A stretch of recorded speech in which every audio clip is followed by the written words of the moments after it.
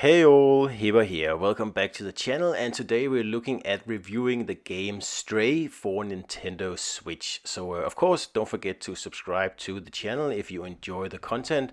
Many more reviews coming and lots of Switch content as well. So give me a like and a share again if you enjoy the content, and don't forget to comment. I answer all comments. Alright, so first things first, Stray for Nintendo Switch is a must-have. This is one of those games that you just have to have if you have the Switch console. Now I say this and I've already played the game and purchased it on PlayStation 5, but I bought it for Nintendo Switch as well, and I just enjoyed the experience so much more because of the handheld nature.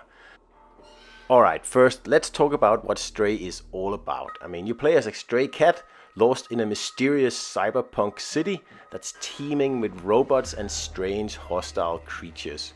The game combines platforming, puzzle solving and light combat, all wrapped up in a visually stunning world. And you start as you get into trouble as a little cat when you fall out of the overworld, so to speak, and into a lost cyber city.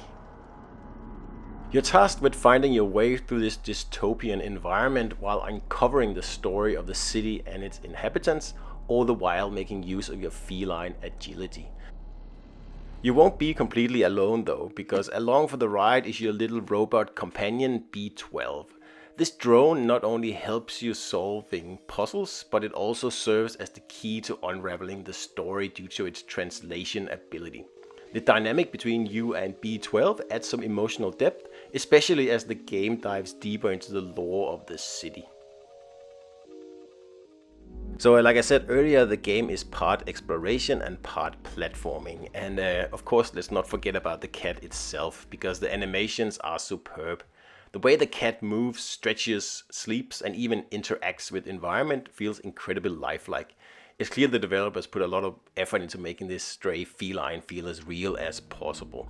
And it all, works well out for you because you're going to use the agility of the cat a lot in the platforming sections. There's also a few puzzles to get your head around in the game, although none of them are too challenging, but the ones that are there are made well, and they fit very well into the environment and the story. And of course, some are a little bit simple, like just punching in an access code or something like that, while others require a little bit more of thinking from the player's side.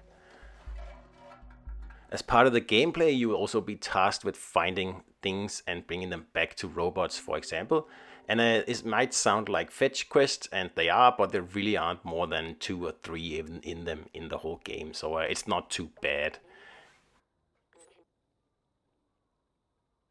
The platforming mechanic, like I said, is really strong, and I particularly like this new experience here where you have to use the inertia of your jumps to actually move stuff around in the world. And then not just one move. I mean, here you can see this example here. I actually have to move or jump 3 times to get this little metal thing here into position.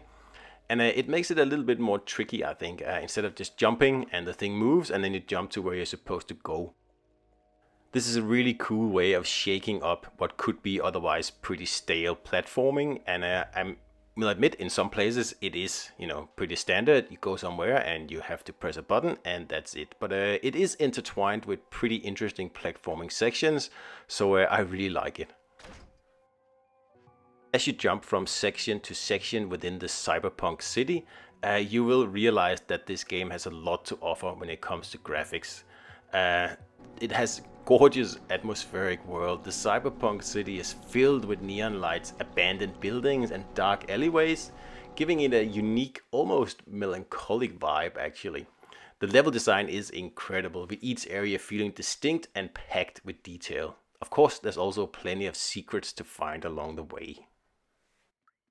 The sound design too is also excellent, and it especially comes to expression when you interact with the robots of the world. I mean, they have these electronic noises, but they do sound like voices, and they give each robot a distinct personality. Okay, let's talk performance. This is the part I was most curious about. How does Stray hold up on the Nintendo Switch? Well, I'm happy to say that this game runs surprisingly well. Whether you're playing in handheld mode or docked mode, the game looks and plays great. Of course, there's a slight drop in resolution compared to the PlayStation 5 version, but the game still manages to retain its beauty with smooth frame rates and reasonably fast loading times. The Switch portability is also a huge plus, and you can dive into this immersive world anywhere. Like I said in the beginning, that's really why I think this is a better version than the PS5 version. Of course, it's not a one-to-one visual match with PS5, but the Switch handles the Cyberpunk world beautifully. It's not perfect, but considering the Switch hardware limitations, it's actually very, very impressive. So Stray doesn't shove its narrative in your face. It's more about piecing things together as you explore. The story revolves around the cat's journey to find its way home while uncovering the mystery of the city's robotic inhabitants and why they have been abandoned by humans. Along the way, you'll encounter several robot characters, each with their own personalities and backstories. There's a strong emotional thread in the game, especially between the cat and B12. Even though B12 is just a drone, it feels like the two share a bond.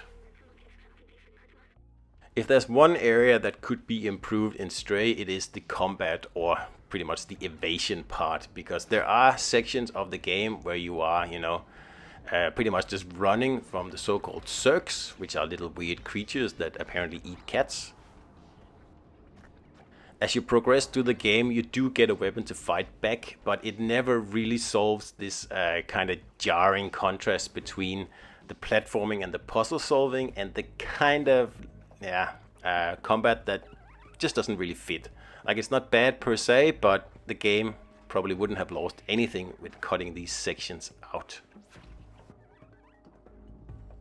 It's a very tiny niggle though, but I can't help thinking that the game would have been a better experience overall by simply leaving out these Zergs. So the game would be completely without enemies and you can be totally enthralled in, the atmosphere and the story.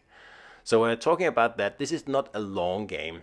If you really play this intensely, you can finish it in 4 or 5 hours.